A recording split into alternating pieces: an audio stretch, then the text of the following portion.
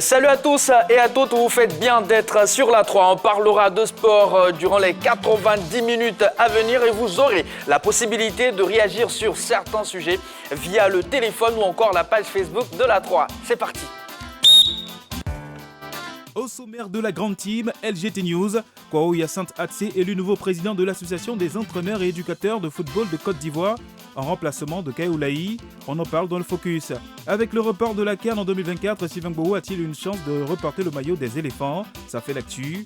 Jean-Baptiste et sa team reçoivent ce soir Kwao Hyacinthe Atsé, président de l'AEFC, et le journaliste sportif Sans Séverin dans ce numéro de la grande team. Bienvenue si vous venez de nous prendre en marche, féru de sport. Ce soir, dans la question LGT, on parle d'un champion d'Afrique 2015. Sylvain Gbowô, c'est de lui qu'il s'agit. Voici la question. Éléphant. Sylvain Gbowô a-t-il une chance de disputer la CAN en 2024? Première option pour réagir, le numéro de téléphone. Plus 225 27 21 59 93 99. Il y a également la deuxième option, la page Facebook de la 3. Les news s'installent à présent.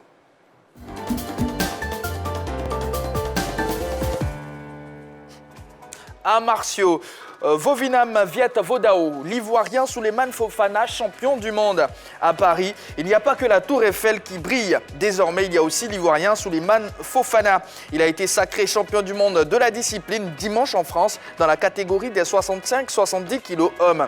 Une performance qui n'a pas manqué de faire réagir le premier responsable de la fédération. Édouard Kouakou demande qu'un accueil triomphal soit réservé aux champions du monde lors de son retour ce 31 juillet. C'est le troisième titre de champion du monde déjà dans l'histoire de la Côte d'Ivoire, après ceux de 2002 et 2010.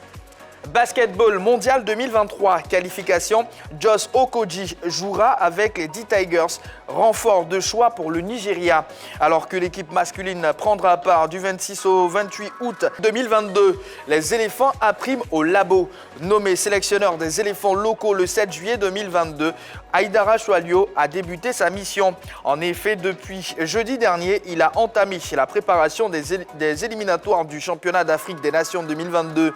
Et c'est au stade Champroux qu'il a pris ses quartiers avec la quinzaine de joueurs qui a répondu à son appel pour les 3 premiers jours du regroupement. Après ce premier regroupement, l'agenda des éléphants prévoit un match amical international au Togo le samedi 30 juillet 2022.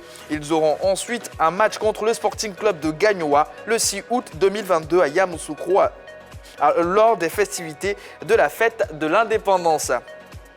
Arsenal, message fort de Nicolas Pepe. Barré par la concurrence à Arsenal, Nicolas Pepe n'est jamais parvenu à s'imposer depuis son arrivée au sein du club londonien. Annoncé sur le départ durant ce mercato estival, l'international ivoirien est encore là. Il pourrait même être tenté de rester pour gagner sa place au sein de l'effectif de Mikel Arteta. C'est du moins ce qu'il laisse entendre dans un post sur les réseaux sociaux. J'ai travaillé dur pendant l'été, ça a changé beaucoup de choses. Je suis concentré et déterminé avec Arsenal et mes coéquipiers, a-t-il indiqué, de quoi laisser présager et qu'il ne pense pas à un départ. Naples, Zambo Anguissa éteint la polémique Osimhen. Les images de Victor Osimhen exclu de la séance d'entraînement de Naples ont fait le tour de la planète football. À l'origine de cet épisode, des remontrances trop musclées de l'international nigérian à l'encontre d'André Franck Zambo Anguissa, auteur à ses yeux d'un contact trop rugueux sur un coéquipier. Massivement relayée par la presse italienne, cette séquence n'a pas pour autant détérioré les relations entre les deux joueurs. Nous sommes une équipe unie et plus encore, nous sommes une famille. Il n'y a pas de problème dans une famille, a posté Anguissa sur Instagram en évoquant l'incident. Un message partagé ensuite par Osimhen. Juventus, Pogba blessé au genou droit. Suite à une douleur signalée au genou droit, Paul Pogba a subi des examens radiologiques qui ont révélé une lésion du ménisque latéral, indique la Juve sur son site internet. Il sera soumis à une consultation orthopédique dans les prochaines heures, a précisé le club. La vieille dame, actuellement en tournée estivale aux États-Unis, doit quitter temporairement la Californie pour le Texas à Dallas, où elle doit affronter le FC Barcelone en match amical cette nuit. Mais le milieu français ne sera pas du voyage. Paul Pogba, révélé à Turin entre 2012 et 2016, a retrouvé la Juventus cet été après 6 années mitigées à Manchester United. Allez, fin des news, fans de sport avec moi sur ce plateau pour ce temps d'antenne. Yellow Blémonde, la ravissante Yellow Blémonde. J'y arrive. Salut B. Salut. Ouais, ça va, salut. Comment vous allez? Bah, très bien. Juste à côté de Roger Stéphane. Oui, donc ça va plutôt bien. Le padré. Oui. Bonsoir, Et puis, bonsoir JB. Ça vous va bien le pseudo, vous aimez? Oui, pourquoi Le pas. padré. Ouais, ben, je fais un peu office d'ancien dans le groupe. Ça me va, pas de problème. D'accord, merci d'être là. Ouais, je suis là. Jean-Philippe Pouria, salut. Salut, Comment vous allez? super bien. D'accord, prêt à dévorer les 90 minutes à venir? Oui. D'accord. Allez, sans plus tarder, place au focus.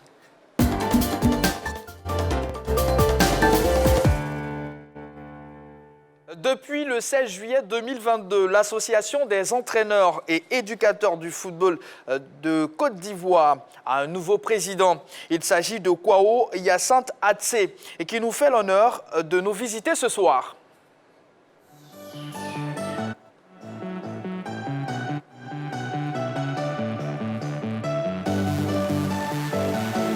Bonsoir Président. Bonsoir JB, bonsoir à tous, bonsoir Yellow. Bonsoir, Président. Comment allez-vous? Je vais bien.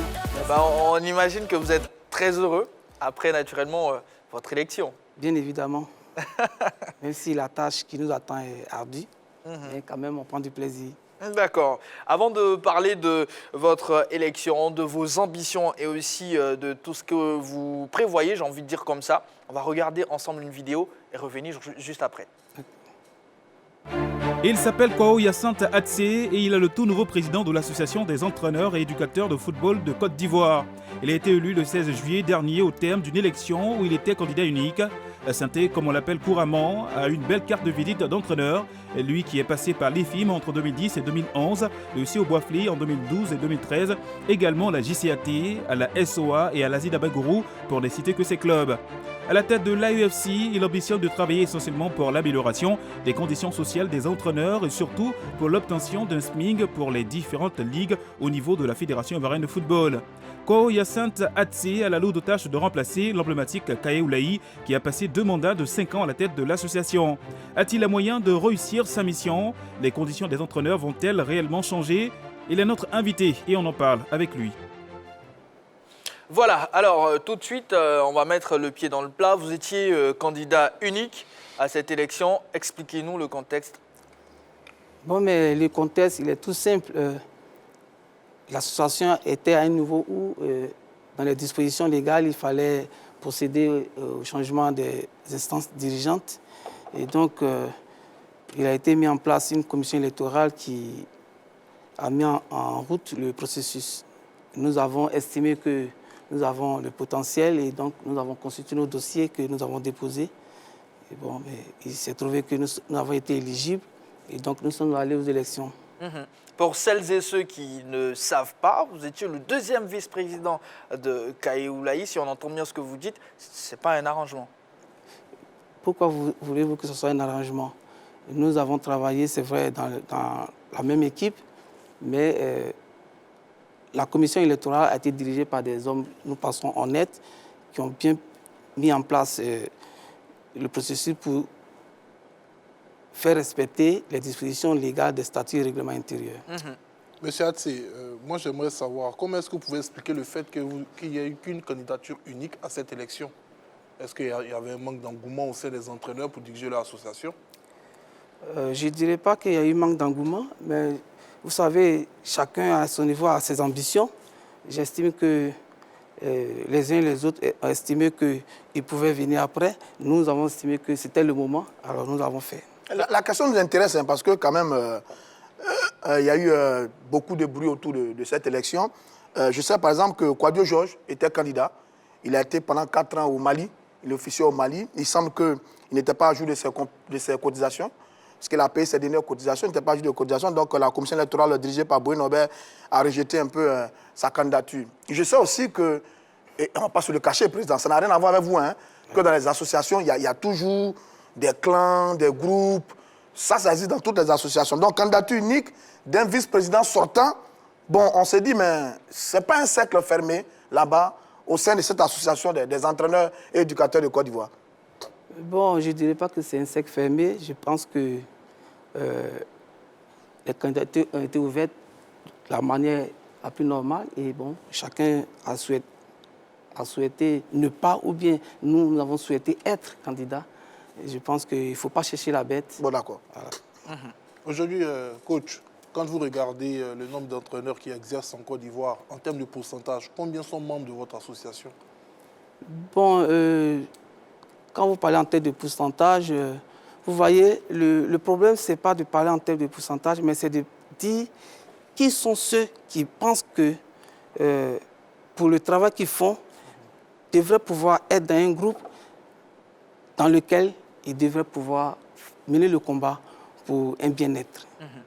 C'est ça. Vous faites porter Donc, combien la voix de la corporation. Combien de membres contre votre association? Bon, pour ce qui nous a été donné pour les documents de la CEI, sur la liste, il y en avait 151 candidats. Et disons, entraîneurs, j'allais dire. D'accord, Yellow. Pensez-vous que les entraîneurs de la Côte d'Ivoire se reconnaissent véritablement dans votre association? Si oui, pourquoi? Je pense que les entraîneurs se reconnaissent dans notre association parce que nous avons été candidats uniques, mais nous avons sillonné tout Abidjan pour communiquer avec les entraîneurs. Et pour le retour que nous avons reçu, nous estimons que les uns et les autres se sentent concernés. Vous êtes une des rares associations qui n'est pas divisée vraiment, parce que sur la dernière campagne électorale, vous avez procédé par un vote pour désigner, pour attribuer votre candidature, enfin votre parrainage à un candidat. Est-ce que c'est le reflet d'une association qui se porte bien, dans laquelle tous les membres se sentent bien, dans laquelle il y a une union entre tous les membres de la dite association? Merci bien. On se plaît à le dire, nous sommes les éducateurs véritablement du football. Et en tant qu'éducateurs, nous devons donner l'exemple.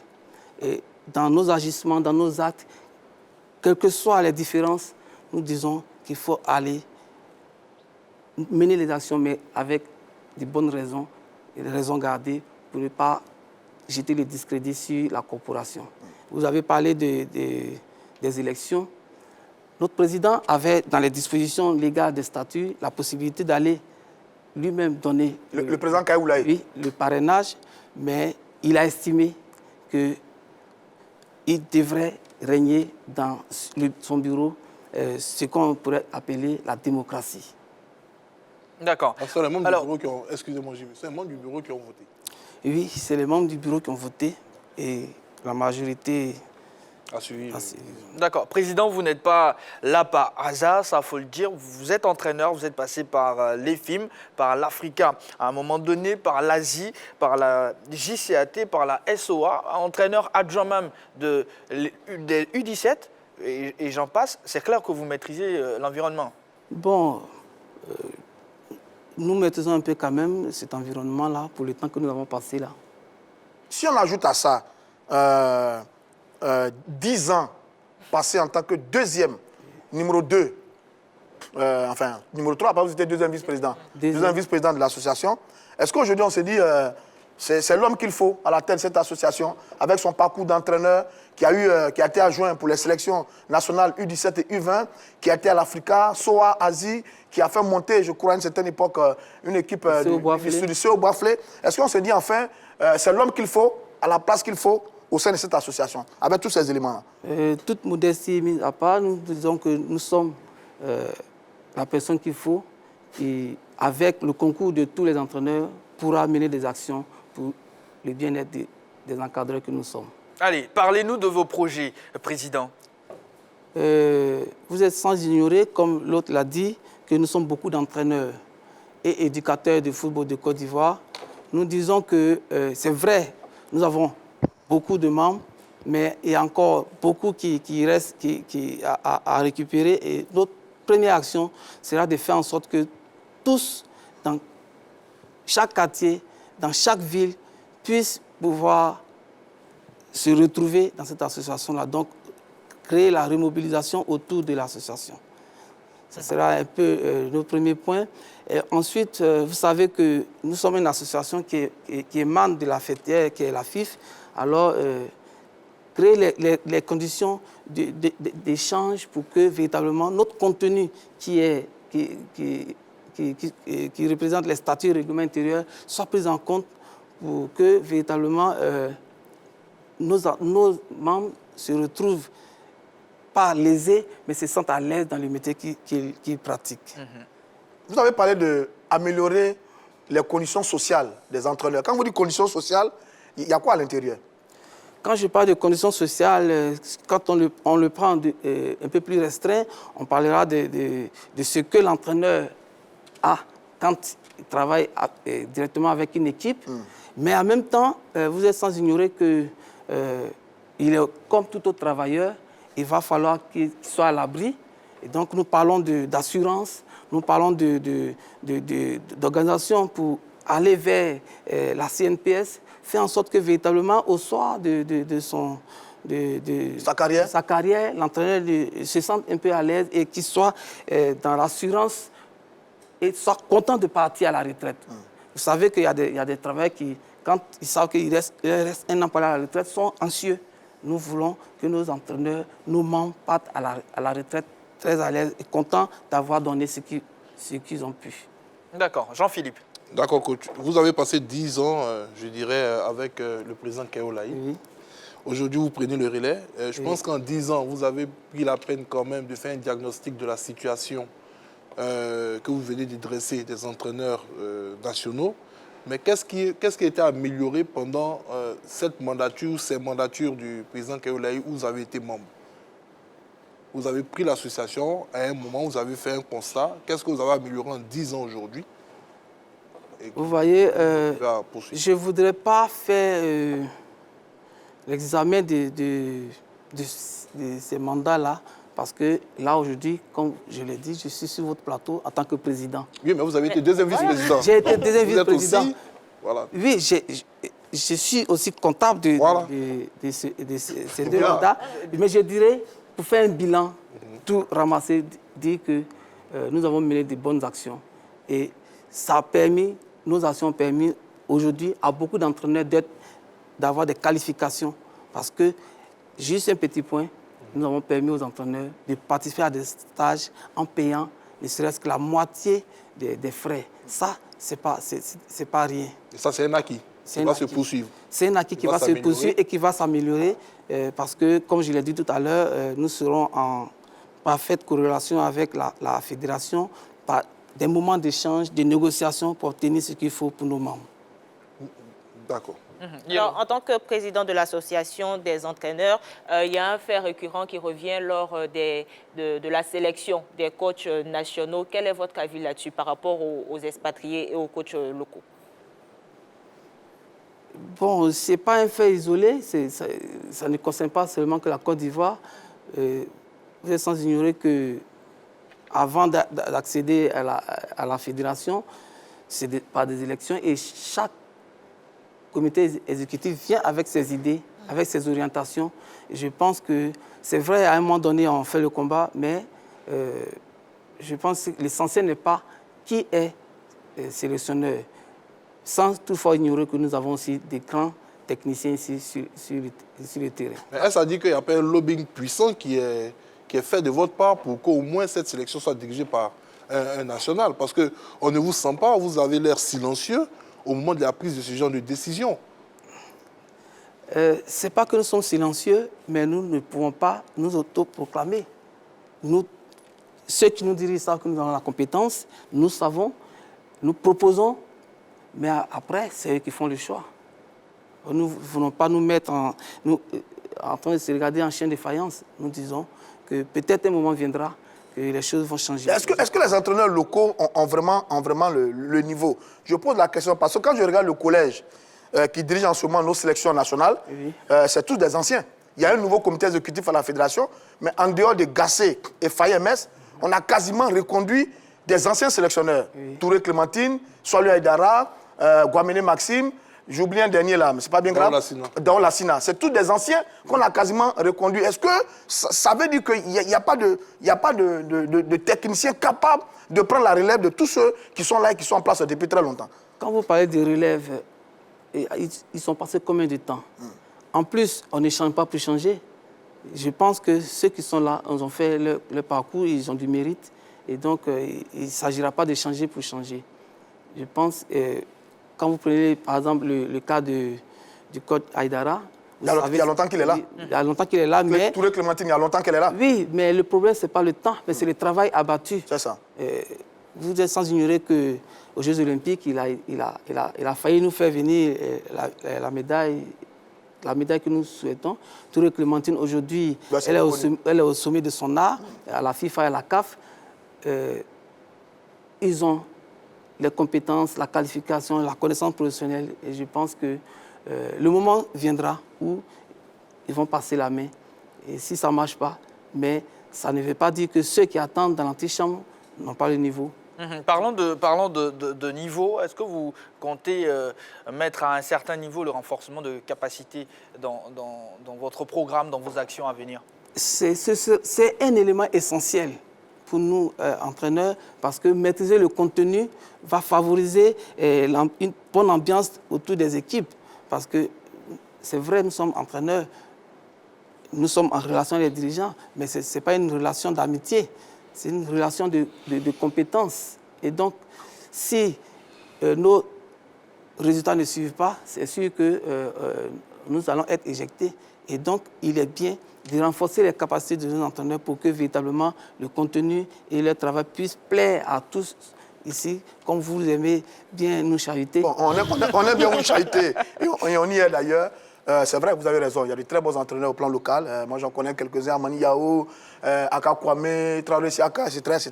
Il y a de très bons entraîneurs. Mais en même temps, il y a quelques années, saison 2017-2018, 10 entraîneurs sur 14 en Ligue 1 ont été licenciés par des clubs, si ma mémoire est bonne. Et même le balai continue sur ce qu'on a vu sur ces dernières années. Qu'est-ce qui peut expliquer donc qu'il y a tout le temps ce balai? Est-ce que les entraîneurs sont véritablement protégés dans l'exercice de leur fonction au plan local avec le club ivoirien? Il faut le dire, pour certains, oui, mais pour d'autres, non. Et ce sera aussi notre combat. Faire en sorte que nos entraîneurs travaillent dans un cadre juridique normal, afin que véritablement... Parce que le fait n'est pas qu'ils soient éjectés. Mais s'ils sont éjectés, il faut que dans les dispositions légales du contrat qu'ils ont avec les employeurs, il faut que les choses soient respectées. Est-ce qu'ils ont des vrais contrats signés avec des clubs? C'est la question qu'on se pose. On est un peu ignorant parce qu'on n'est pas à l'intérieur de tout ça, mais c'est la question qu'on se pose. Est-ce qu'ils ont des véritables contrats signés avec des clubs? Est-ce que les entraîneurs eux-mêmes sont solidaires entre eux quant à leur vie dans la vie des différents clubs? Bon, c'est une société et dans chaque société, il y a des difficultés, entre les entraîneurs aussi, mais je pense que l'essentiel pour la vie ensemble, entre collègues, ça va. Maintenant, pour ce qui est des dispositions juridiques, nous comptons renforcer ces acquis-là en rapprochant de notre association des personnes qui outillées pour que véritablement ils aient un minimum d'informations pour aller vers les dirigeants. Bon, président, vous n'allez pas le dire, mais nous on sait par exemple, qu'un président de club propose 200 ou 300 000 à un entraîneur, parfois même moins. Un entraîneur qui se respecte n'est pas d'accord avec le montant. Il y a un autre qui passe derrière lui pour dire « Oui, président, moi, je suis d'accord, donne-moi l'argent, je vais faire le travail. » On dit que ça existe tout le temps dans le milieu des entraîneurs en Côte d'Ivoire. C'est vrai ou bien c'est faux? Vous avez dit « on dit ». Et donc, nous n'allons pas nous baser sur des « on dit » pour câblonner nos membres. Mais ce que nous allons faire, qui se fera très bientôt, nous disons que dans les discussions avec la fêtière, nous allons essayer de mettre en place un minimum par rapport auquel nos entraîneurs vont discuter. Mais en même temps, c'est des entraîneurs, tous n'ont pas le même niveau. Ou bien les dirigeants qui sont les employeurs jugent que tel ou tel est meilleur que l'autre. Et donc, si moi je viens, que j'estime que je dois avoir plus, je demande plus. Et surtout quand le président veut, je demande. Mais nous disons qu'il faudra un minimum pour chaque ligue, pour chaque division, pour que ça soit une orientation, une base sur laquelle nos membres vont pouvoir discuter. Pour ne pas que demain, on dise qu'on a pris ceci, cela. Ben, si j'ai le minimum, déjà, c'est bon. Mais si j'estime que je dois avoir le maximum, dans les négociations, je vais mettre sur la table mes compétences et ma qualification pour l'obtenir. D'accord. Vous, en tant que président, au-delà de tout ce que vous avez évoqué, quelle sera la touche ATSE? La touche ATSE, et comme je l'ai dit, c'est de faire en sorte que l'entraîneur se sente à l'aise dans la sécurité dans son travail. Le côté sécurité sociale, pour nous, est très important. Parce qu'il englobe tout. S'il a un bon salaire, s'il a de l'assurance, il est bien traité, ça englobe tout véritablement. On peut toucher le SPIG? Le SMIG? On a lu ça quelque part. Souffrez que je ne vous donne pas de chiffres, mais nous sommes en train de... Un intervalle? Vous dites? Une fourchette, par exemple, de combien à combien? Nous avons eu des discussions officieuses et officiellement, nous allons avoir des discussions. Et je pense déjà, dans cette première discussion, il y a des acquis et nous voulons discuter encore pour pouvoir proposer mieux et plus à nos membres. Souffrez que... mais moi, j'ai répondu là-dessus. Moi, j'ai répondu là-dessus. Parce que je sais, Président, qu'il y a quelques années, vous avez animé un séminaire. Et pendant le séminaire, il y a des montants qui sont sortis. Je crois que vous avez proposé à la Fédération 800 000 francs de salaire pour les entraîneurs de Ligue 1 et 600 000 de salaire, si ma mémoire est bonne, pour les entraîneurs de Ligue 2. C'est ça que vous avez proposé à l'époque. Où se situe le blocage? Je disais qu'il n'y a pas de blocage. Nous avons, dans nos statuts règlements intérieurs, réfléchi et nous avons fixé des niveaux. Mais vous êtes sans ignorer que nous avons des employeurs, il y a la fêtière. Nous estimons que dans une discussion tripartite, nous pouvons trouver le juste milieu.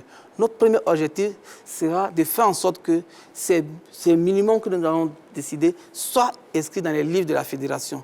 Ça sera un point de départ pour d'autres discussions qui vont faire remonter ces niveaux-là pour que demain, l'entraîneur soit à l'aise. Mais la question des salaires revient tout le temps.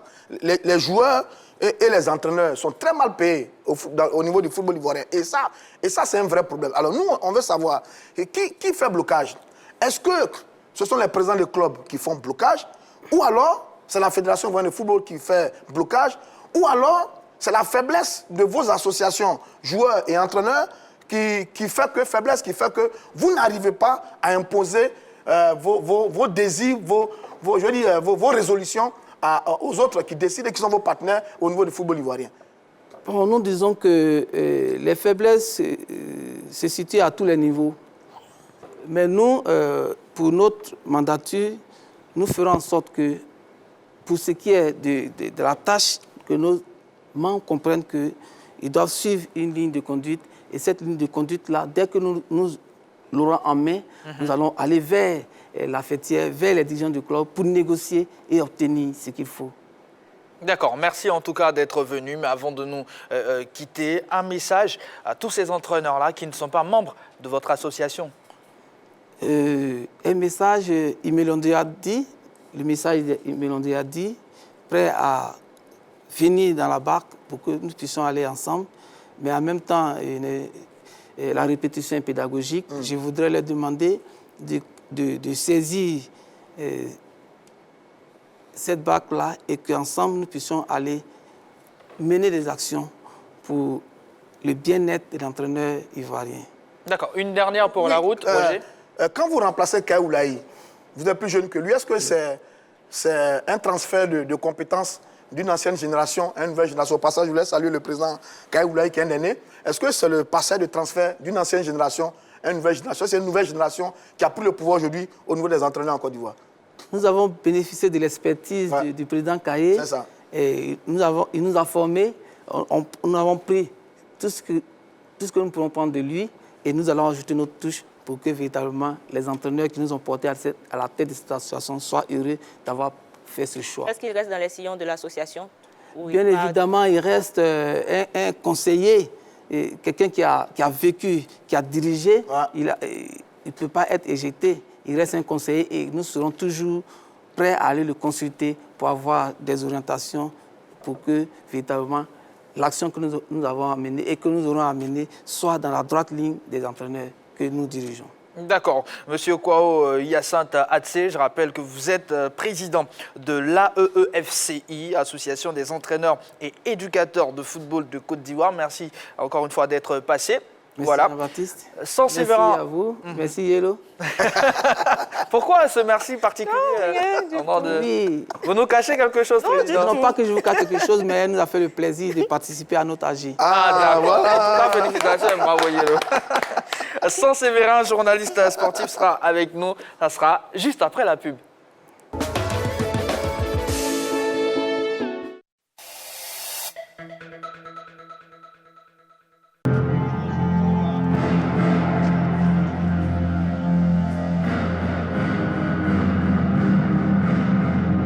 Three, two, one.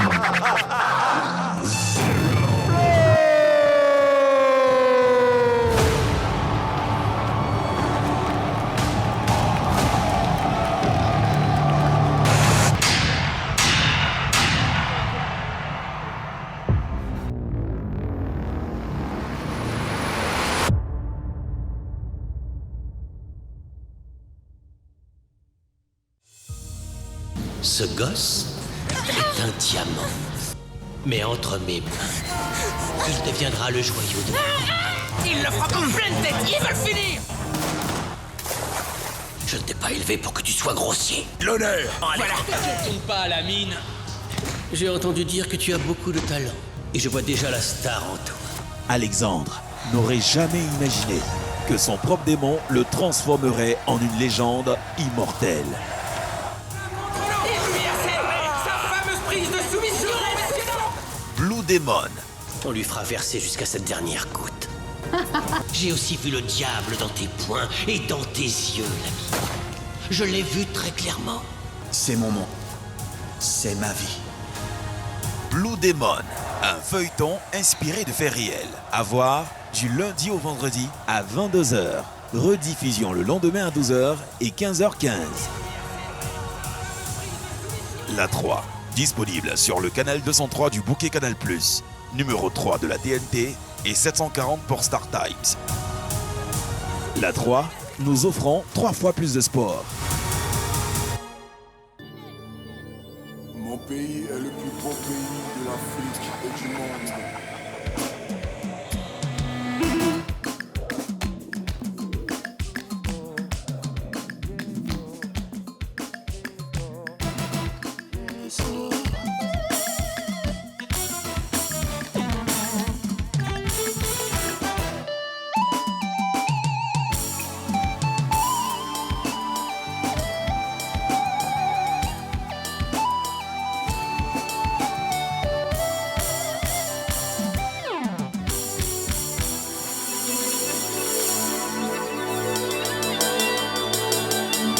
Bientôt sur la 3. La 3 disponible sur le canal 203 du bouquet Canal+, le numéro 3 de la TNT, 740 pour Star Times. La 3, nous offrons 3 fois plus de musique.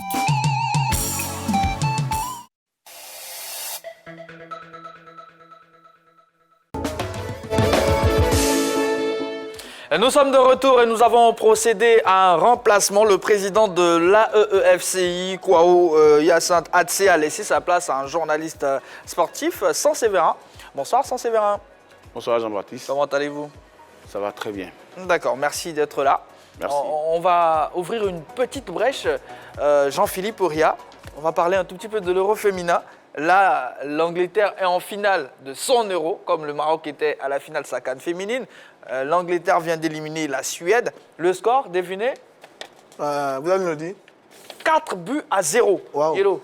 Voilà, ça sera chaud quand même si la France passe, n'est-ce pas, Jean-Philippe? Oui, si la France passe. Ah oui, non, moi je pense que les Françaises vont passer. Je ne vais pas dire qu'elles peuvent, hein, parce que toutes les formations peuvent se trouver en finale, puisqu'elles vont croiser l'Allemagne. Mais je pense qu'après avoir vécu, je crois, pratiquement 5 éditions de grandes compétitions sans pouvoir passer le cap des quarts de finale, parvenir après une telle rencontre face à la Hollande, dominer de la tête aux pieds, à se qualifier sur un pénalty à la 102e minute, sur le fil. Je pense que les Français sont un tout petit peu plus libérés. C'est une pression qu'elles ont eu à déposer à côté. Et ces dernières années, avec l'embellie du football français, avec des clubs comme le PSG, l'Olympique Lyonnais et autres, et un peu le déclin des clubs allemands, je pense que les Français partent avec, je dirais, un pronostic légèrement favorable. Ça, c'est à voir. Mais, ça, c'est à voir. Non, il y a l'historique, il y a l'histoire, mais il y a la réalité. Ça, c'est à voir. Mais attention aux Allemandes qui peuvent être redoutables dans ce genre de circonstances. Saint-Séverin, c'est une compétition que vous suivez? Absolument. Très belle compétition d'ailleurs. Je prends plaisir souvent à la comparer à notre championnat ici, ce qui n'est pas bien, mais bon. Je pense que l'Angleterre, c'est une génération dorée. La France aussi, c'est une génération dorée actuellement. L'Allemagne est un peu plus sur le déclin. On verra ce que ça va donner, mais je pense que les Anglaises ont fait leur compétition contre l'Espagne. Ouais, bravo aux Anglaises. Hein. Bon football percutant, rapide, porté par un public 4-0, c'était un gros score. Bon, maintenant, elles sont en finale. Et puis derrière, il y a l'Allemagne qui est invaincue. Depuis le début du tournoi, je crois que les Allemands n'ont encaissé qu'un seul but ainsi, mais les chiffres sont bons. Depuis le début de la compétition, elles ont gagné à 9 reprises ce tournoi, donc attention. C'est vrai que la France a une très belle équipe avec de bonnes joueuses, Lyon, Paris Saint-Germain, mais le duel franco-allemand est connu depuis de nombreuses années, aussi bien avec les hommes qu'avec les femmes. Attendons de voir, mais j'avoue que l'équipe de France est en pleine forme. La France a perdu quel match déjà dans cette Euro là? Je ne sais pas. Mais en tout cas, l'équipe la plus impressionnante dans l'Euro depuis, c'est l'Allemagne qui écrase. La France n'a pas encore perdu, mais elle a perdu. On en parlera. Roger Stéphane, merci beaucoup. Voilà, l'une de ses pièces maîtresses, on attend de voir ce que ça va donner face à l'Allemagne. Roger Stéphane, depuis que je suis revenu, je n'ai pas donné de carton. Là, clairement, vous avez un carton jaune. Voilà, carton jaune, Roger Stéphane. Allez, on va parler de Bobo Sylvain à présent, amis téléspectateurs, plus 225 27 21 59 93 99. La page Facebook est ouverte. Vous pouvez nous laisser plein de petits messages. On revient juste après ceci.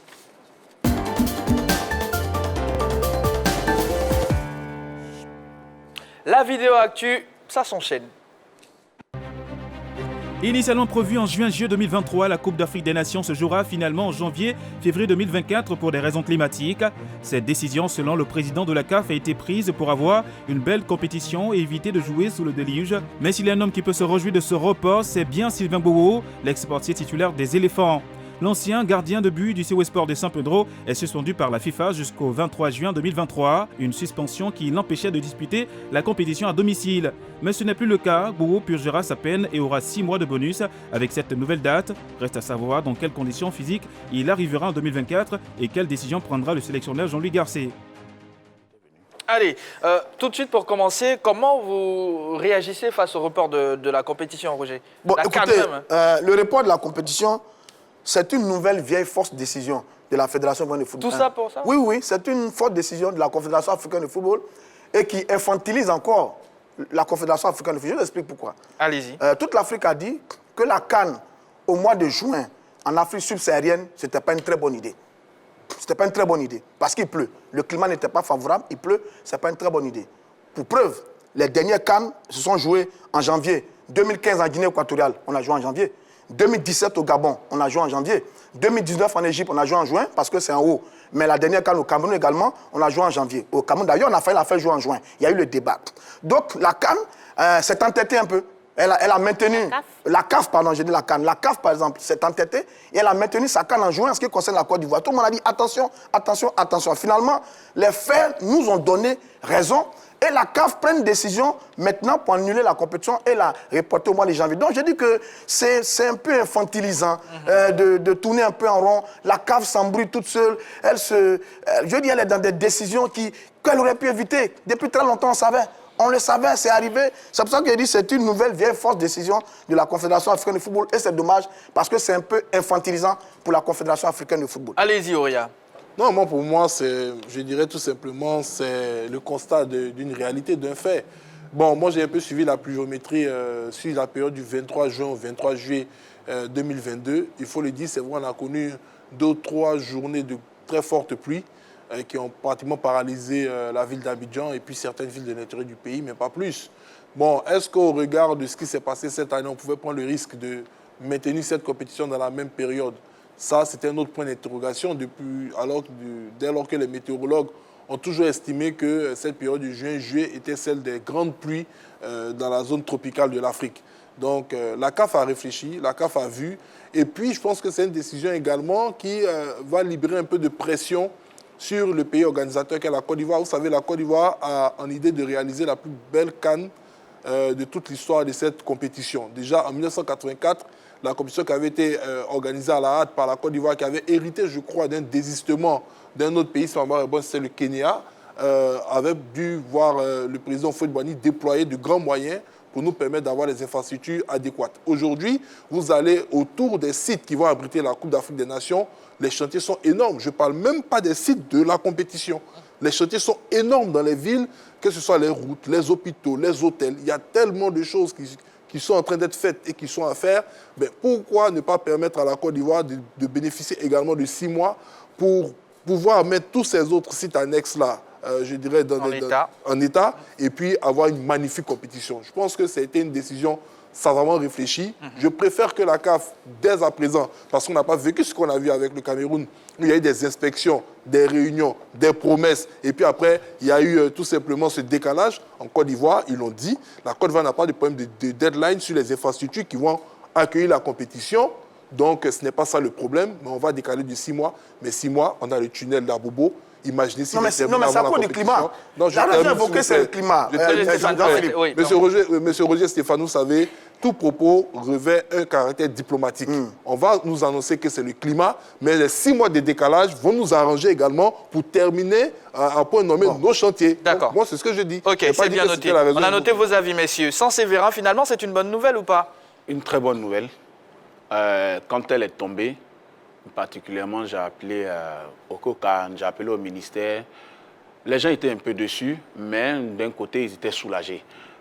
Pas parce que les chantiers ne vont pas finir, non. Le ministre a exigé que les chantiers finissent à temps. Et les chantiers finiront à temps, selon ce qu'on sait. Mais il y a autre chose. En dehors des infrastructures, il y a autre chose. La CAN en Côte d'Ivoire, par exemple, en dehors d'Abidjan et de Yamoussoukro, où il y a des hôtels d'un standing international.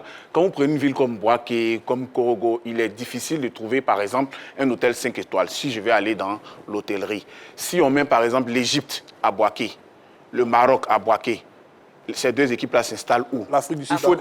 Voilà. Il faut des hôtels où il y a des salles de muscu, des piscines et tout ça. Je pense que ce report-là nous va à merveille. C'est vrai que la CAF s'est plantée en mettant la CAN en juin, parce qu'on connaît la pluviométrie en Afrique subsaharienne. Mais je pense que le report est à propos et les autorités ivoiriennes sont heureuses. D'accord, vous pouvez nous appeler à présent, amis téléspectateurs, plus 225 27 21 59 93 99. En plateau, Ardoise, question LGT, Sylvain Gbagbo a-t-il une chance de disputer la CAN en 2024? On va revenir sur le sujet de cette partie. Oui ou non? Ardoise, Sylvain Gbagbo a-t-il une chance de disputer la CAN en 2024? Vous pouvez nous appeler dès à présent, plus 225 27 21 59 93 99. Roger Stéphane? Peut-être. Oui. Non. Possible. Jean-Philippe? Oui, c'est possible. C'est possible si on regarde... je dirais ce report de la compétition. Normalement, la suspension de Sylvain Gbagbo devait intervenir, je crois, 2 jours après le match d'ouverture de la compétition. C'était prévu pour le 26 juin 2023. Maintenant, la compétition est reportée dans le mois de janvier. Donc, si Sylvain Gbagbo arrive à trouver un club qui lui fasse suffisamment confiance et lui accorde suffisamment de temps de jeu en 6 mois et qu'il réalise des prouesses sur le terrain, je dirais que son vécu en sélection nationale pourrait jouer en sa faveur. Ce serait limite. Mais on sait que dans un groupe, généralement, on part avec des joueurs qui ont cette capacité de pouvoir vivre ensemble et qui ont cette grande expérience de ce genre de compétition. Il ne faut pas oublier qu'il est champion d'Afrique en 2015. Maintenant, d'un autre côté, pourquoi je n'ai pas voulu être aussi affirmatif en disant oui, 2 ans sans jouer, ça laisse des traces, surtout pour un gardien de but. Pendant ce temps, d'autres vont, je dirais, prendre la relève et ces garçons vont s'habituer à la sélection. Vraiment, ça risque d'être un crève-cœur pour l'entraîneur de pouvoir en retirer un qui aurait pris part à pratiquement tous les stages, tous les regroupements et toutes les rencontres pour permettre à Sylvain de revenir. Donc, c'est à Sylvain maintenant de montrer qu'il peut être véritablement indispensable à l'entraîneur dans son choix final pour être sélectionné. Maintenant, quel club, comme je le disais en entame de mes propos, va lui accorder suffisamment de temps de jeu pour qu'il puisse se remettre suffisamment en forme pour intégrer cette sélection? C'est le gros point d'interrogation. Merci beaucoup. Et je l'ai noté. Vous pouvez nous laisser un message sur la page Facebook de la 3 et tout de suite, Monsieur Apes Kouame écrit ceci. Ça sera possible s'il trouve rapidement un club et s'il est performant, mais ça va être très difficile pour Sylvain Bowo. Yellow. Mon oui c'est plutôt un souhait ou un vœu par rapport à Sylvain Bowo qui a véritablement œuvré dans cette sélection ivoirienne. C'est vrai que sa réinsertion dans cette sélection-là sera un peu compliquée, véritablement conditionnée, parce que tout à l'heure on parlait de trouver rapidement un club, d'être compétitif. Mais nous sommes en sélection ivoirienne, on sait qu'il y en a qui n'ont pas eu assez de temps de jeu, mais qui ont été appelés en sélection. Donc il y a une potentielle chance pour lui, mais mon oui, comme je le disais tantôt, c'est plus un souhait de le retrouver là, parce qu'il a été laissé à son sort là avant la CAN au Cameroun. Je pense qu'il a encore beaucoup de choses à prouver dans cette sélection. Plus 225 27 21 59 93 99. Vous pouvez nous appeler maintenant, amis téléspectateurs, pour réagir concernant naturellement la question LGBT. Roger Stéphane. Écoutez, j'ai mis peut-être, parce que nous sommes en sport et tout est possible avec le sport. Je suis un peu partagé entre les sentiments de Yellow et ceux de JP, parce qu'à la vérité, sa suspension a débuté le 23 décembre 2021 et devait donc s'achever le 23 juin 2023. Donc ça lui donne un souci de 6 mois pour peut-être revenir encore à une prochaine compétition. Donc c'est un peu un miraculé. C'est un peu un miraculé qui part un peu du désespoir, parce qu'il a déjà loupé la CAN, la dernière CAN, la CAN 2022. Donc il part un peu du désespoir, un léger espoir quand même de pouvoir peut-être revenir en sélection. Ça veut dire quoi? En 6 mois, s'il retrouve un club, en 6 mois, s'il retrouve son niveau, en 6 mois, s'il retrouve la compétition, en 6 mois, si des événements se produisent en sa faveur, c'est possible qu'il retrouve la sélection. Et ce serait une bonne chose, parce que c'est quand même notre beau Sylvain. C'est vrai que la sélection est en train de bouger avec Gassé qui fait des essais, il y a des jeunes qui arrivent, mais Bowo Sylvain quand même, sur les dernières années, c'était notre pilier dans les cages des éléphants. On sera tous heureux, plus ou moins, de le voir jouer cette CAN à domicile-là pour peut-être finir sa carrière. Donc j'ai mis peut-être, parce que sait-on jamais avec le sport, des événements en 6 mois peuvent lui permettre de retrouver le bon niveau et intégrer la sélection ivoirienne. D'accord, Monsieur Tchekba Henri est en ligne. Bonsoir, Monsieur Tchekba.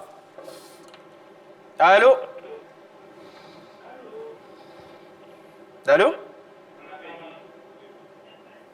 On l'a perdu. Voilà, on va essayer. Voilà, s'il vous plaît, derrière à la maison, quand vous appelez, éteignez ou diminuez clairement, sinon carrément même le poste à récepteur, parce que derrière, il y a écho. Et là, on a du mal à s'entendre. Alors, derrière, le report, ça a été naturellement, j'imagine, une bonne nouvelle pour le portier. Allez-y, Séverin. J'ai dit non, simplement parce que la sélection de Côte d'Ivoire n'attend pas Bowo. Simplement. On a vu de grands athlètes revenir au plus haut niveau après des blessures, qui plus est après une suspension. Rappelez-vous de Monica Seles en 93, au tennis à Hambourg. Elle a été poignardée dans le dos, elle est revenue 3 ans après. Elle a gagné un grand chelem. Rappelez-vous aussi de Armstrong en cyclisme. Rappelez-vous des suspensions de Kolo Touré. En 2011, 6 mois, il revient après, il joue. Mais ça, c'est parce que c'était des joueurs qui étaient, je vais dire, un joueur comme Kolo qui était encore bon pour le service. Bowo, même quand il était titulaire, il était décrié.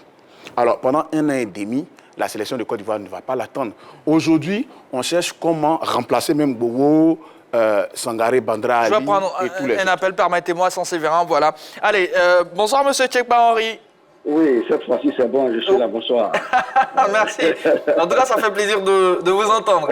Oh, pareil pour moi, c'est toujours un honneur pour nous d'être avec vous. D'accord. Allez-y. Réaction? Oui, mais bien avant, laissez-moi saluer bonjour, Auréa. D'accord. Ok, d'accord. Auréa, tu vas bien, j'espère? Super bien. D'accord, bien, merci. Ok, bon, je crois que Bowo a encore toute sa chance, hein, voilà, parce qu'on a encore 6 mois devant nous pour un grand compétiteur qu'il est. Je pense qu'il pourra se refaire une santé pour pouvoir participer à la CAN. Pour moi, je pense que Dieu permettra qu'il participe à cette CAN-là dans la mesure où il y a eu trop de sacrifices qu'il a fait. Merci beaucoup, M. Tchekba. Et vous pouvez également nous appeler, amis téléspectateurs, pour réagir naturellement sur la question LGT. Alors, posons-nous la question, sinon poursuivez. Je continue et je vais répondre à M. Tchekba. C'est un très grand sujet au plan journalistique. C'est l'un des meilleurs sujets qui puisse être. Je poursuis pour dire qu'aujourd'hui, au niveau des gardiens de but, la Côte d'Ivoire a besoin de relève. Au niveau même de la défense, on a besoin de relève. Alors, excusez-moi, c'est pas que je n'aime pas Gboro. Je l'aime très bien. Il a gagné la CAN en 2015, c'était notre gardien titulaire. Aujourd'hui, il y a un autre gardien qui s'est installé, qu'on ne va pas chasser de sitôt. Et il y a la relève qu'il faut assurer. Désolé, mais on ne va pas l'attendre. S'il doit revenir au plus haut niveau, comme bien des sportifs l'ont fait, ce sera pour lui la fin de sa carrière en club, pas pour la sélection. Mais en même temps, vous savez qu'il y a des retraités qui sont revenus, qui ont fait fort. Zinedine Zidane, retraité, elle est venue à Coupe du Monde en 2006, il a été magnifique. Je prends le grand Georges Foreman, champion du monde des poids lourds de boxe aux États-Unis, retraité, qui a été humilié en 76-74 par Mohamed Ali au Zaïre, qui est revenu des années après, qui a été champion du monde de boxe à 46 ans. Donc c'est possible que Beau Sylvain revienne en sélection. Okay. Mais seulement vous allez poursuivre, vous allez poursuivre. Priorité au téléphone. Merci beaucoup de comprendre. C'est monsieur Kosonou. Bonsoir, monsieur Kosonou. Bonsoir, JB. Bonsoir, la grande team. Bonsoir, monsieur Kosonou. Comment allez-vous? Ça va bien. Et vous-même? Jean-Philippe. Oui, ça va. Jean-Philippe. Monsieur Kosonou? Oui, le pays qui a désisté et puis la Côte d'Ivoire a organisé, c'est le Malawi. Oui, merci. D'accord. Voilà. Merci beaucoup. Le Malawi, oui. Maintenant, je reviens à la question. A priori, comme la compétition est décalée en janvier 2024, on peut dire que Beau Sylvain a une chance. Maintenant, dans quelle forme il nous reviendra? Parce que quand il était titulaire lui-même, il avait de la thune. Rester longtemps sans jouer, et puis venir aller à la Coupe d'Afrique, c'est pas mal du championnat. Dans quelle forme il sera? C'est là, moi, mon inquiétude. Voilà, quand il était titulaire, comme je l'ai dit, il avait de la thune. Est-ce qu'il pourra vraiment être au point, comme on le dit? Puisqu'il y a des bons gardiens ici qui vont faire le championnat. Il y a des bons gardiens aussi qui sont professionnels aussi. Ça va être un peu compliqué pour lui, je pense. D'accord. C'est vrai, il y a des athlètes qui se sont restés longtemps, ils sont revenus, ils ont prouvé. Mais bon, ça ne réussit pas tous les jours à tout le monde. C'est bien noté, monsieur. C'est ce que je voulais dire. Merci. Allez, merci beaucoup. Roger. Oui, donc de grands athlètes sont sortis de leur retraite, certains longtemps après, et se sont posés au plus haut niveau. Seulement sur le cas Beau, c'est conditionné. Beau Sylvain, c'est conditionné. La seule condition, c'est de trouver la compétition et en 6 mois, vraiment faire des miracles et retrouver son haut niveau. Mais en même temps, sur les jeunes qui arrivent en sélection, oui, il y a de la graine en sélection. Il y a Cissé, il y a Badra, il y a les jeunes Cissé n'est pas jeune. Bon, Cissé, mais il a 35 ans. Il y a Fofana, il y a Tapé Nézet, il y a Cissé, les enfants de FC San Pedro, etc. Mais tout va se jouer à la concurrence.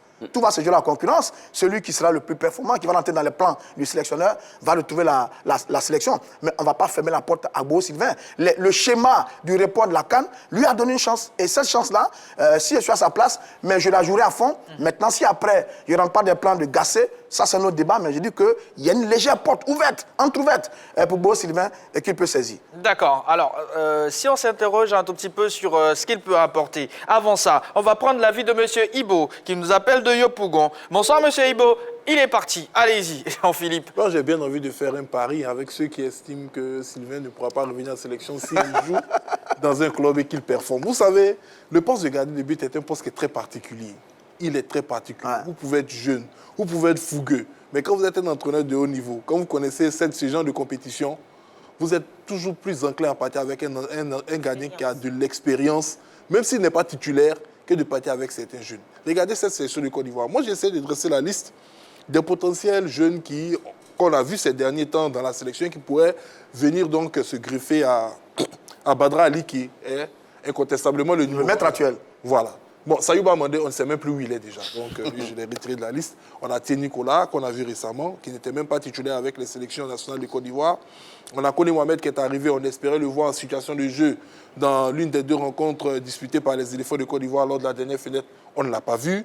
On est en train de draguer Fofana Mohamed, qui est le gardien titulaire du Havre, qui est le gardien titulaire des U19 de la France. Bon, nous sommes déjà en 2022. On a 1 an, pratiquement, 1 an et demi, moins d'1 an et demi même avant le début de la compétition. Est-ce que ces gardiens-là, dans la saison à venir, pourraient être titulaires dans leur club, réaliser de grandes performances, quand on sait que la Côte d'Ivoire déjà n'a pas suffisamment de fenêtres et de temps et de rencontres pour qu'on puisse les voir à l'œuvre, pour qu'ils puissent être, je dirais, titulaires certains matchs des éléphants, afin qu'on puisse les juger. Voici là, je dirais, le désavantage de ces garçons, contrairement à un homme comme Bowo, dont on sait malgré les lacunes qu'il a déjà gardé ses perches et qui est habitué aux défenseurs, que même si ça ne le veut pas, seront majoritairement présents dans cette sélection. Donc je dis, le vécu de Bowo est un avantage pour lui. Le fait qu'on ait reporté cette compétition est encore un avantage pour lui. Aujourd'hui, il a la balle entre ses gants. C'est à lui de pouvoir bien sécuriser ce ballon-là et montrer à l'entraîneur qu'il mérite encore d'être présent. Bon, je sens que le téléphone est là, sinon j'allais terminer avec Steve Mandanda qui est parti avec. Vous allez terminer. Voilà. Et vous allez terminer juste après l'intervention de l'appelant. Bonsoir, monsieur Diarra-Souba. Vous nous emmenez dans le Beké, précisément à Bouaké. Oui, bonsoir, monsieur. Salut.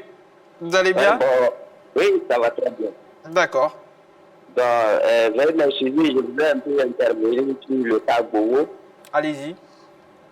Il y a Patrick Bonner qui nous disait que Sylvain Bowo avait un problème d'intuition. Ce qui a occasionné justement le souci. Voilà, qui ne voyait pas de loin. Nous avons des grands gardiens. Il y a le petit, comment taper, quoi la même date. Eliezer. Taper Eliezer. Nous avons des jeunes gardiens qui ont de l'avenir. Au lieu de se baser sur ceux qui sont à la porte de sortie, moi je préfère qu'on doit se concentrer sur les jeunes qui sont derrière. Nous avons un sujet, je suis un peu hors sujet, même au niveau de la défense, je prends l'exemple sur notre capitaine, que j'aime beaucoup. Aurier? J'aime beaucoup tout ce côté-là. Avant la CAN, ces personnes-là, vraiment, je vais m'acheter beaucoup. On doit chercher même à les remplacer. D'accord, d'accord. Donc, de ça, Sylvain Bowo, vraiment, j'aime beaucoup Sylvain Bowo. Il a rendu beaucoup de services, je ne suis pas ingrat. Mais à la louche, c'est arrivé là.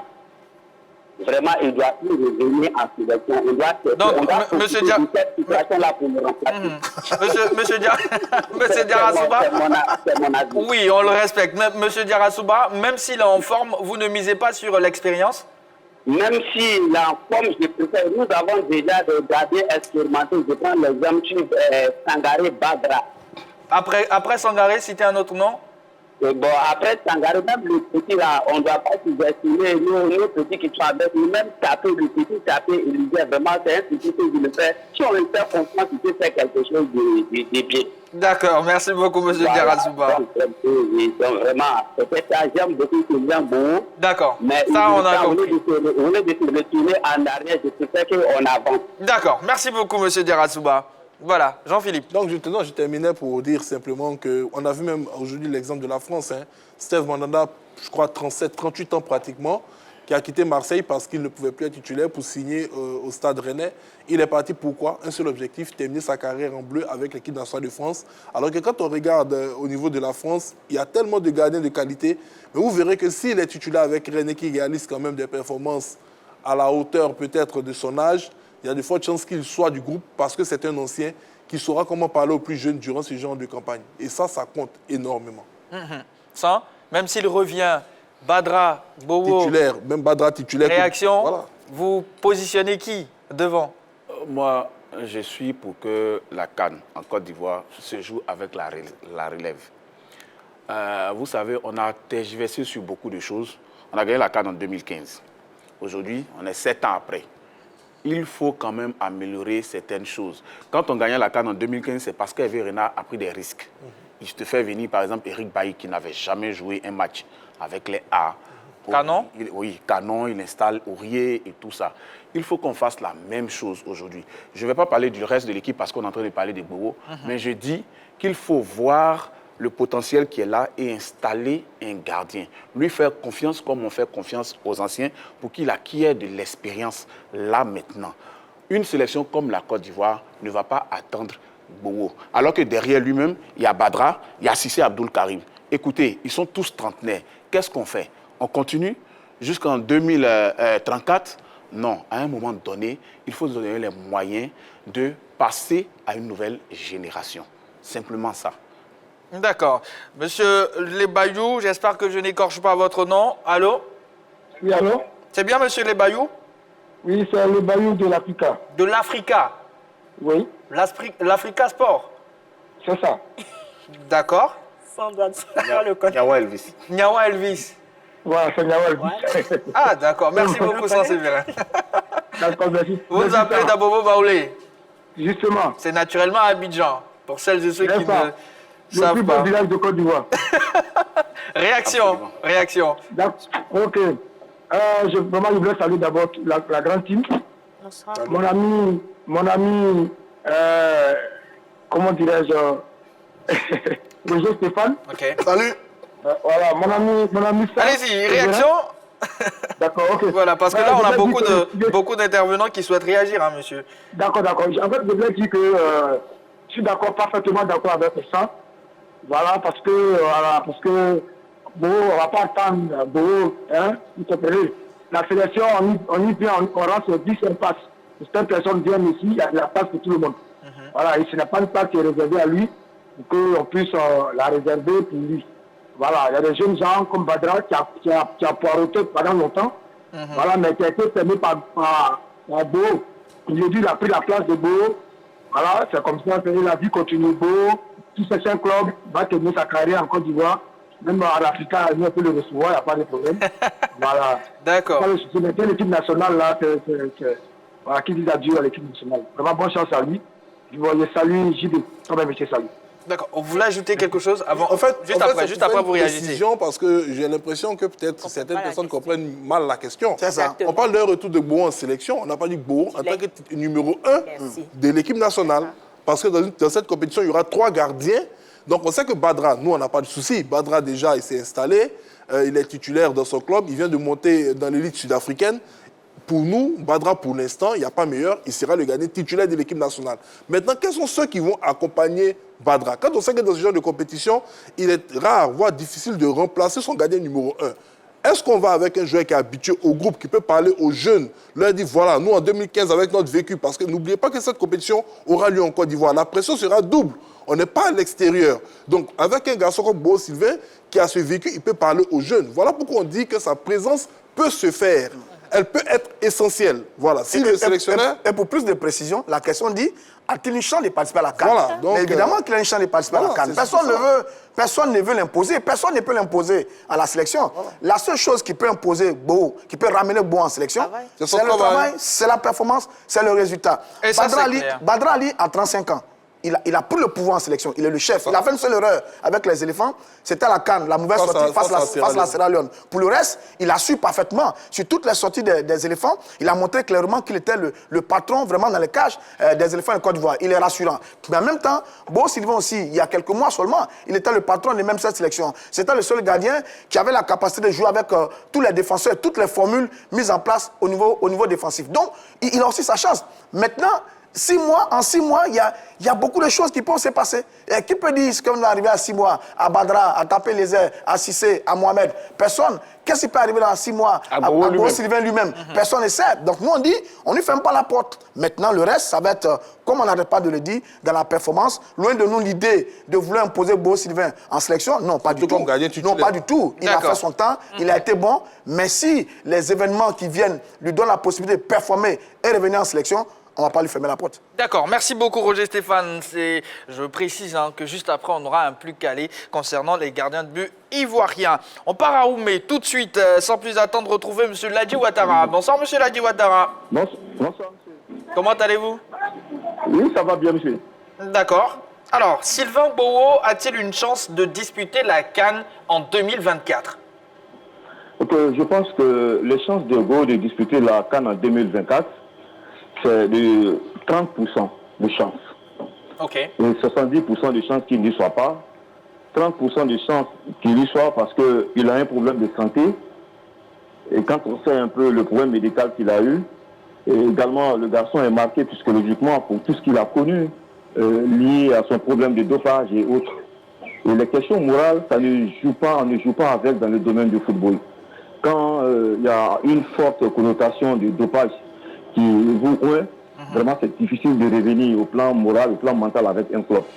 Donc il faut que un club Et également, dans ce club, il faut qu'il arrive à s'imposer. En 6 mois, ça me paraît vraiment pas trop intéressant, c'est pas sûr. Et donc, il va falloir du temps à Go de travailler.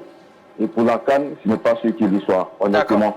Il ne pourra pas avoir la forme nécessaire. Et il y sera à une seule condition.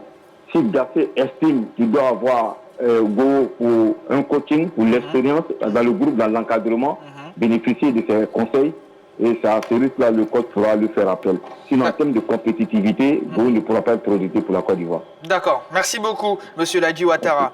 Voilà. Alors, Jean-Philippe, si vous préférez 2 expérimentés, un jeune, ou un expérimenté et 2 jeunes? Moi, je préfère même 3 expérimentés.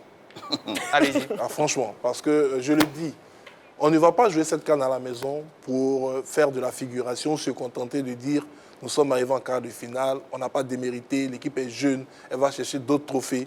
Ben, moi, je suis d'accord avec ça. C'est vrai quand il dit qu'il faut qu'on change, il faut qu'on renouvelle la génération. Mais quoi de plus beau que de terminer avec cette génération, avec certains jeunes, certes, si elle s'impose sur le plan local pour ouvrir un nouveau cycle.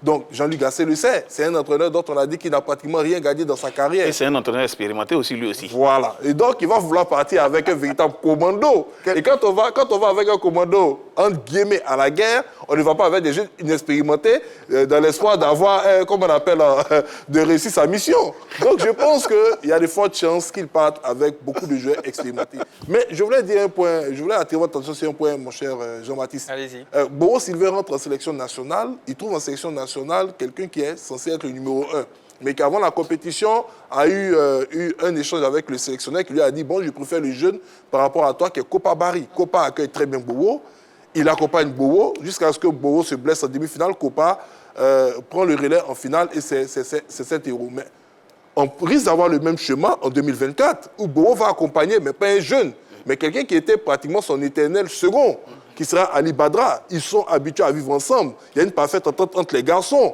Ils peuvent donc s'aider mutuellement. Voilà, moi, en fait, là où je dis que sa présence peut être quelque chose de motivant pour les joueurs, pour eux tous dans l'ensemble, et puis également pour son coéquipier gardien de but. Parce que pour lui, imaginez, il va se dire, mais il y a 2 ans de cela, c'est inespéré pour moi de me retrouver dans ce groupe. Il ne peut pas venir avec un esprit de revanchard. Il sera comme, je dirais, un enfant dans un magasin de jouets.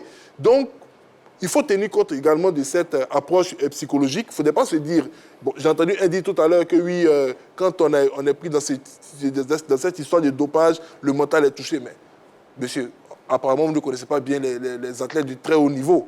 Parce qu'un athlète de haut niveau, c'est d'abord ici, avant le corps. Donc, je pense que si il arrive à se remettre à niveau, qu'il est sélectionné, je vous dis, on risque de ne pas retrouver le même homme. Moi, je lui souhaite de se retrouver, peu importe ce qui va lui arriver en janvier 2024, mais je souhaite à Bowo quand même de pouvoir terminer sa carrière en beauté, que ce soit en sélection ou en club. Sans Séverin. Jean-Baptiste, ce qui me réjouit aujourd'hui, c'est que Bowo Sylvain est en train de travailler. Travailler comme si il était encore en compétition. Et pour en revenir à la question que vous posez, je préfère que ce soit 3 gardiens expérimentés, 3 gardiens novices. Je préfère un numéro 1. En qui tout le monde a confiance, le coach et les coéquipiers, et 2 autres gardiens derrière qui sont prêts à l'accompagner.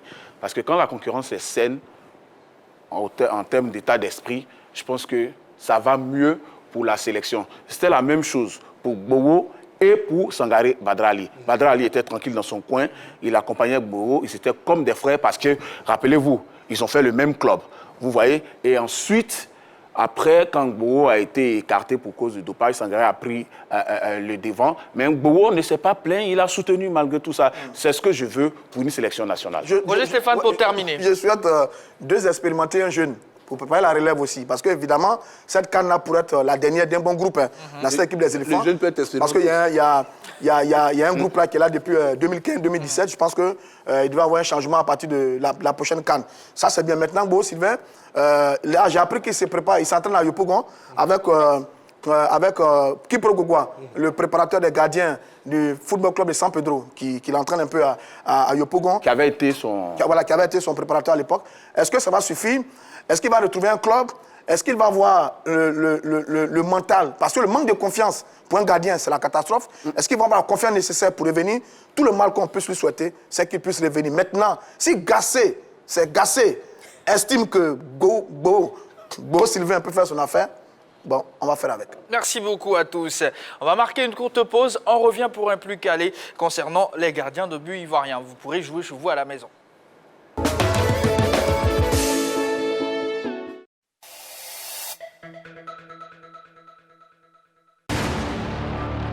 Salut la famille, c'est le SK07, tu connais. Et yo la famille, j'espère que vous allez bien, c'est Stanley and the one and only King Kong. LUSS Moussema M Boss Player. Number one, le roi du rap africain légendaire du rap malien. C'est le GOAT. Et c'est Mr. Damfian le Wele Yamo. Suivez le grand concours des flows. Le flow. Flow. Flow. Flow. Flow. Flow 225. Avec Yvemar. Avec Yvemar. Avec Yvemar.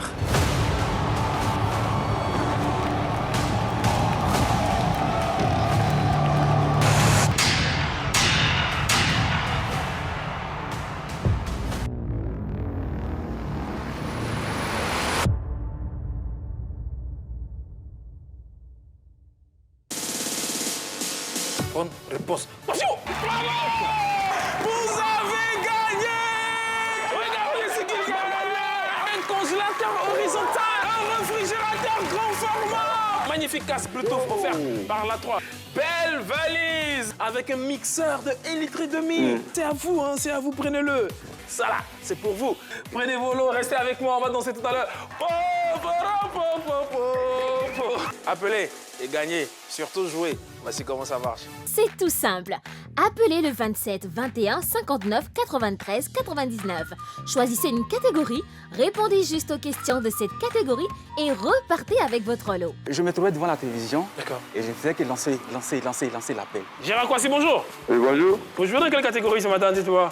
Je réponds aux deux questions et puis... C'est de la réalité, ce n'est pas de la fiction.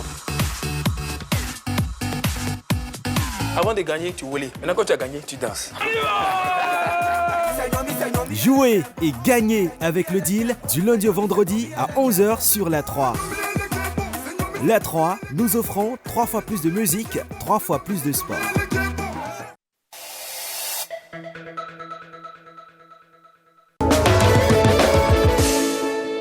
Allez, vous êtes sur la 3, vous suivez la Grande Team. Je rappelle, le programme de la Grande Team, c'est du lundi au vendredi de 20h30 à 22h. Il y a un nouveau programme, La Belle et les Bêtes, c'est à 13h30, Yellow.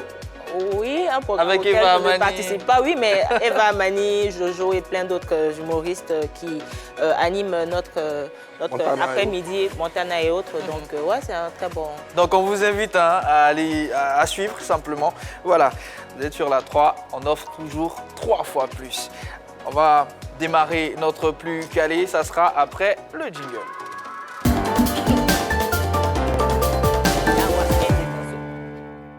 On parle des gardiens de but ivoiriens. La première question, on nettoie les ardoises, c'est bon, ça va, déjà fait. Sans Sévérin. C'était quand la dernière fois que vous avez utilisé une ardoise? Je ne me rappelle pas. D'accord. En tout cas, je sais que ceux-là n'étaient pas encore journalistes. Merci beaucoup, Sans Sévérin. Élu donc. Face à Roger Stéphane, en tout cas, bonne question. Qui était le gardien des éléphants à la CAN 2002 face au Cameroun? Proposition de réponse. Je vois à la maison, suivez, prenez note. A. Diarra Seydou. B. Kone Tiassé. C. Loseni Konaté. ABC. ABC. ABC. 2002. Oui, 2002, face au Cameroun. Je sais pas. A, B ou C. Proposition de réponse. A. Diarra Seydou. B. Kone Tiassé. C. Loseni Konaté. Je sais pas. Roger Stéphane, je compte sur vous. Non, non, on ne compte pas sur vous. A, C et C. Roger Stéphane, je compte sur vous. Bonne réponse. C'est Loseni Konaté. Loseni Konaté, le gardien. Un but de Patrick Mboma. Le gardien voilà. de la SEC. Il est là. Il est là. Immense gardien de la SEC Mosa à l'époque. Voilà. Un but de Patrick Mboma. Il s'est reconverti aujourd'hui. Et... Deuxième question. Quel gardien ivoirien était surnommé Riskita par Rach Nguessan Kwasi, qu'on salue ce soir? A. Kwaku Bernard. B. Jean-Jacques Tizier. C. Alain Guamene. Quel gardien ivoirien était surnommé Riskita par Rach Nguessan Kwasi? A et A. Le vieux Rach aussi. Oh. La bonne réponse. A. Kwaku Bernard, ancien gardien du stade d'Abidjan. C'est ça. Qui est aujourd'hui en Thaïlande et qui est coach d'une académie. Je précise qu'il a fini attaquant de pointe en Thaïlande avant de prendre en main une académie. Ah bon? Ouais. Donc officiellement, il était gardien de but, oui, mais il a fini attaquant de pointe. À force de faire ces choses-là, les gens l'ont mis devant. On va les jouer devant. Voilà. En tout cas, merci beaucoup pour l'info. Radio Bernard. Allez, troisième question. Entre Bakary Koné, Koné Tiassé et Olié Kofi Kan, lequel n'est pas gardien de but? Dans l'ordre, A, c'est Bakary Koné, B, Koné Tiassé, C, Olié Kofi Kan. Lequel n'est pas gardien? J'ai jamais entendu un nom de c'est Bakary Koné. mais bon, allons sur Baki. C'est Bakary Koné. Voilà, je savais. D'accord. Ah, Roger Stéphane qui fait exprès comme s'il ne connaît pas les réponses, il trompait Yellow. Allez, la bonne réponse. C'est Olié, non. Olié Kofi Kan, ex-attaquant de l'Africa Sport. Roger Stéphane, je compte sur vous. Pour l'instant, j'assure. Il fait exprès, Roger Stéphane, vous le connaissez? Il est aujourd'hui il a joué à l'Africa Sport d'Abidjan. Il a été un formidable attaquant. On avait perdu un moment. Aujourd'hui, il est entraîneur, il est membre du staff technique de Sol FC. Très bien. Il a été un grand animateur du championnat national à une certaine époque. En tout cas, au début des années 2000, Olié Blanyongwe à l'Africa, il n'y avait que 7 signatures. C'était comme Ronaldo et Messi. Ils étaient en face d'un attaquant de l'ASEC Mimosa. Donc on va dire entraîneur adjoint à la réserve. Le jeune Gouro qui a terminé, qui a battu Gouebi Syriac. D'accord. En tout cas, il est dans le staff de qui a battu quoi? Sol FC. Le record du nombre de buts inscrits sur une saison, qui était battu après par Togimel. D'accord. C'était 21 buts? Lui, il avait mis 21, Togi a fait 23. D'accord. C'est bien noté. C'est le record absolu. En tout cas, on peut féliciter le travail de Sol FC. Hein. Ouais, absolument. D'accord. Quatrième et avant-dernière question. Pour son premier match avec l'ASEC Mimosa, Kopa Barry a affronté quelle équipe? Proposition de réponse. A, Espérance de Tunis. B, Africa Sport. C, Al Ahly. Moi, je finis d'écrire depuis. Tu vas rien me dire. A pour tout le monde. Bon. La bonne réponse. A, ASEC Espérance de Tunis en Super Coupe d'Afrique. Revenons un tout petit peu sur ce match-là. Un match 1999. Un match exceptionnel. C'était la première fois dans l'histoire du football mondial qu'on voyait des jeunes Africains maltraiter autant un ogre africain. On a découvert Haruna Dendane, on a découvert Zizito, Djuré Abdoulaye Junior, Maestro, P. Jos. Une génération exceptionnelle qui jusqu'à aujourd'hui continue de faire des émules dans le football ivoirien. Marco également. On entendait parler il était d'une autre la deuxième promotion des Marco. On entendait parler de ces jeunes garçons, on ne les avait jamais vus. Et puis on les a découvert face à l'Espérance de Tunis. On a dit, mais qu'est-ce qui se passe à la SEC? Qu'on peut envoyer des bambins comme ça face à l'Espérance de Tunis, qui à l'époque était une équipe magnifique. Et puis ces jeunes garçons, mais ils nous ont épatés. Zézeto et ses débordements, Haruna et ses percussions sur le côté, Baki dans l'as, Maestro Impérial en défense, Kolo Touré, Jospe et Diapi au milieu de terrain. Oh mon cher JB, c'était exceptionnel. Ils ont donné une véritable correction à l'Espérance de Tunis. C'est l'avant-dernier trophée africain gagné par un club ivoirien. Le tout dernier, c'était l'Africa Sport en décembre 2099. Parce que l'Africa Sport, c'est le plus grand club de Côte d'Ivoire. africain. Oh, quand même. Allez, en tout cas, personnellement, j'ai pu voir les vidéos. Je me rappelle bien sûr du but d'Haruna Koné et de Zézeto. Haruna Dendane. Haruna Dendane, pardon. Merci beaucoup. Vous n'avez pas vu celui des cadets qui était face au club africain de Tunis? Non. Amorti de la poitrine. Non, ça ne se raconte pas. Il verra après sur YouTube. Tout feu, tout flamme, Popito. D'accord, merci beaucoup. La cinquième et dernière question à présent. Lequel de ces gardiens était surnommé à l'époque le gardien volant? Proposition de réponse. A, Diarra Seydou. B, Emmanuel Ezan. C, Kwaku Bernard. Là, c'est fort. Là, c'est fort. Là, c'est terrible. Hein. Lequel de ces gardiens était surnommé à l'époque le gardien volant? A, Diarra Seydou. B, Emmanuel Ezan. C, Kwaku Bernard. En tout cas, si M. Kosonou a joué, enfin, depuis Koumassi, j'ai bien envie de connaître son score, son score, mais dommage. B et B. La bonne réponse, B, Emmanuel Ezan, un gardien volant aux parades spectaculaires. Premier gardien, champion d'Afrique des clubs champions avec le Stade d'Abidjan. Résultat. Mais pour moi, dans l'histoire de la Côte d'Ivoire, le meilleur gardien, pour moi, c'est Fanny. Ok. Fanny parce que... Assez rapidement. On a tous retenu son duel face à Pokou. Juste ça. D'accord. Eh bien, égalité entre Roger Stéphane et Jean-Philippe Auriat. Et lui, il n'a pas. Non, il a loupé la première question. Ah, d'accord. Allez. Mais Ezan Emmanuel, Ezan, c'est lui qui est devenu président de la fédération après? Non. Non, pas ça, c'est du choc aux oreilles. Merci. La grande team pour aujourd'hui, c'est terminé. Merci Yelo, Roger Stéphane, Sansévéra, Jean-Philippe Auriat. Merci beaucoup. Amis téléspectateurs, c'est ici que prend fin ce numéro de la grande team. On se donne rendez-vous demain dès 20h30. On sera là. Soyez au rendez-vous. Merci de toujours rester sur la chaîne qui offre toujours 3 fois plus.